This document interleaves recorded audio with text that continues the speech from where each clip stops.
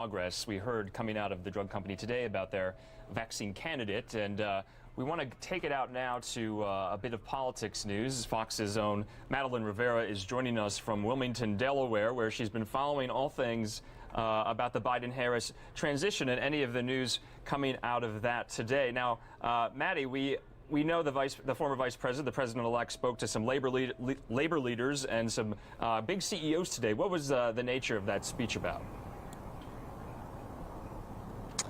That's right, Andrew. Biden and Vice President-elect Kamala Harris met with a group of labor leaders, as well as union leaders and business leaders, to talk about the economic recovery regarding the coronavirus. And they said the most important thing about this call was that business leaders all seem to be on the same page, that in order to have the country reopen safely, there must be a national strategy when it comes to mask mandates, for example, and rapid testing. And they say that is the first step in order to reopening the country, which is beating this virus. So that was the main message of their call this afternoon. But Biden did not really mention anything new in his economic message. He repeated some of the things that he has been saying on the campaign trail, which is that he will reinvest in the economy, he will invest in American manufacturing, and again, he thinks that the first step to having the country recover is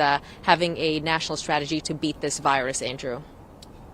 Maddie, also coming off the Moderna and Pfizer news of the last week and of today, it showed positive results in the early tests. What was the president-elect's reaction to that? Can you kind of give us an insight about what the transition is doing after this news today?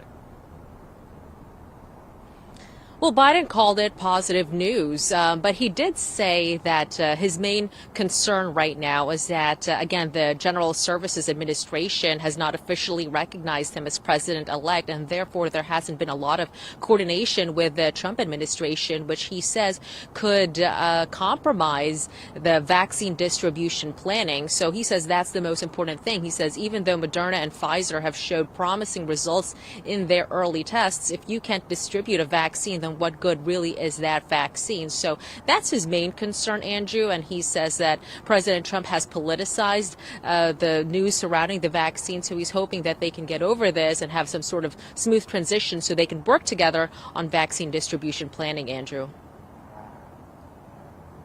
Yeah, and Madeline, I also saw the president-elect was also saying that these impediments to the transition weren't, quote, debilitating but embarrassing to the country. Those were Biden's words. Just lastly, I wanted to ask if there's any more, we're all about cabinet speculation here and who is he going to choose for what, but there have been some personnel announcements today and some rumors today. Can you kind of just address those?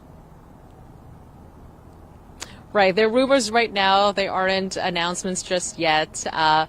Fox is still trying to confirm whether Congressman Richmond is going to accept a position in the White House. Those are some of the headlines that we have been seeing today on Twitter. And we also heard that Jen O'Malley Dillon, who was his campaign manager, is leaving as well to serve some sort of senior role in his administration.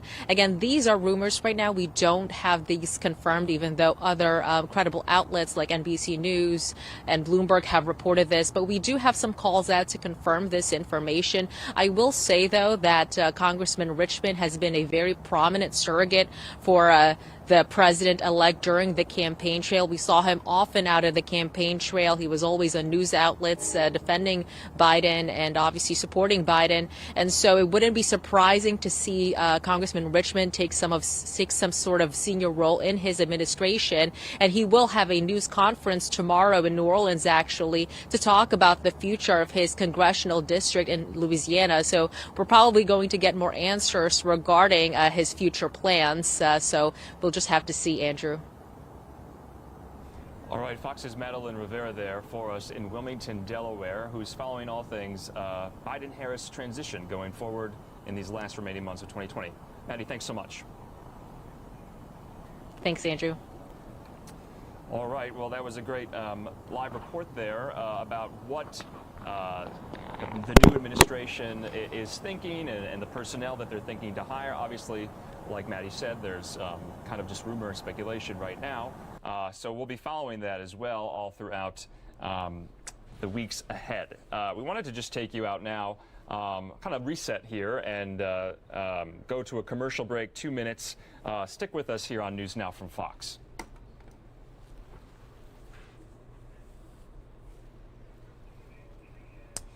And for those of you joining us, I'm Andrew Kraft, digital journalist with News Now from Fox. About 5:30 here, Mountain Time in Phoenix, Arizona, 7:30 on the East Coast. Let's take a live look at the U.S. Capitol Dome.